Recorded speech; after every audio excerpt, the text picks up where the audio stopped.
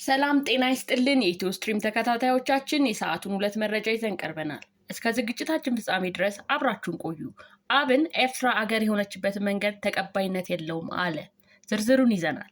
ሌላው የአዲስ አበባ ፖሊስ ህዝቡን ሲያሰቃዩ የነበሩ ወንጀለኞችን በቁጥጥር ስር አውያለሁ ብለዋል። በዝርዝር እናየዋለን። ወደ ዝርዝር መረጃዎቹ እንለፍ።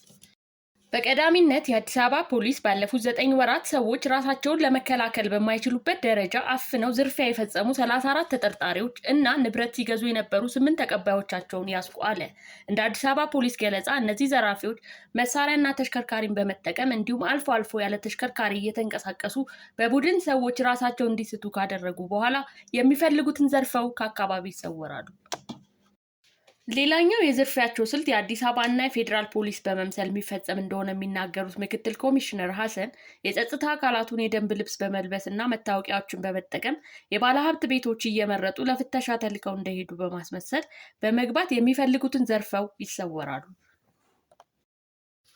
እንደዚህ አይነት የተደራጀ የዝርፊያ ስልት የመጀመሪያ ምልክት የታየው በቦሌ ክፍለ ከተማ እንደሆነ የሚጠቅሰው የአዲስ አበባ ፖሊስ ክትትሉ ሲቀጥል በሁሉም የከተማ አካባቢዎች ተመሳሳይ ድርጊቶች እንደሚፈጸሙ እንደተደረሰበት ያወሳል። ወደ ሁለተኛው መረጃ ስናልፍ የአማራ ብሔራዊ ንቅናቄ አብን ስራ አስፈጻሚ ኮሚቴ በወቅታዊ ክልላዊ ሀገራዊና ቀጠናዊ ጉዳዮች ላይ ሰፊ ውይይት በማድረግ መግለጫ አውጥተዋል። ከመግለጫዎቹ ውስጥ በተለይ በኤርትራ ጉዳይ የሰጠው መግለጫ አነጋጋሪ ሆኗል። አብን እንደሚለው ከአማራ ህዝብና ከቀጠናዊ የሰላም መረጋገጥ እንዲሁም ከኢትዮጵያ ብሔራዊ ጥቅም አንጻር በሻዕቢያ አሁናዊ የትላንት ዘመን ሁኔታ ላይ ሰፊ ግምገማ አድርገዋል። በዚህም መሰረት ሻዕቢያ ከፍጥረቱ ጀምሮ ከአማራ ህዝብ ብሎም ከኢትዮጵያ የፖለቲካ ማህበረሰብ ህልውና አንጻር ትላንት ኢትዮጵያ በተዳከመችበት ዘመን ሻዕቢያና ወያኔ መሩ የጣምራ መንግስታት የፖለቲካ መድረኩን በተቆጣጠሩበት ዘመን በተናጠል ስምምነትና በሁለትዮሽ መመሳጠር በሽግግር መንግስታት ወቅት የተገንጣይነት አጀንዳውን የኢትዮጵያ ህዝብ አልተሳተፈበት በቀላሉ እንዲሳካ ተደርገዋል።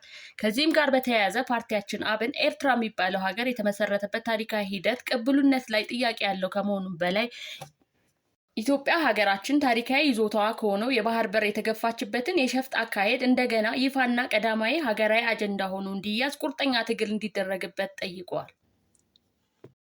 ለሰዓቱ የነበሩ መረጃዎች እነዚህ ናቸው። በሌላ መረጃዎች እስክንገናኝ ሰላም።